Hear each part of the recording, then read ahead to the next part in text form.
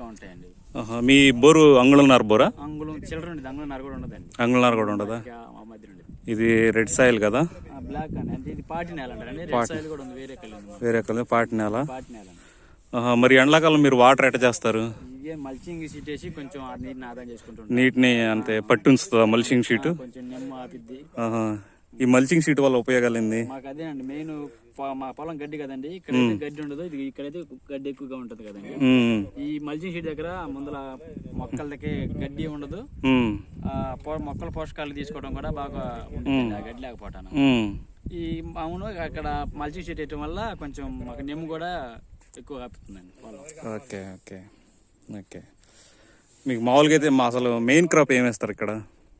ఇవేనండి హార్టికల్చర్ కాపులు ఎక్కువ. మీరు ఎప్పుడు కూడా పూలు పండ్లు కూరగాయలు 3 months ఒకసారి 6 months ఒకసారి మారుస్తూ ఉంటారనమాట.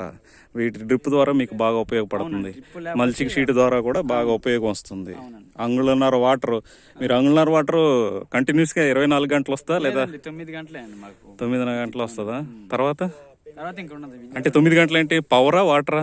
విద్యుత్తేనండి. పవర్ 9 గంటలు. పవర్ 9 గంటలు, కానీ వాటర్ మీరు బోర్లోంచి అంగుళన్నర వస్తుంది అంటున్నారు కదా? ఈ అంగుళన్నర కంటిన్యూస్ గా వచ్చిద్దా లేదా 1 గంట వచ్చి 2 గంటలు వచ్చి?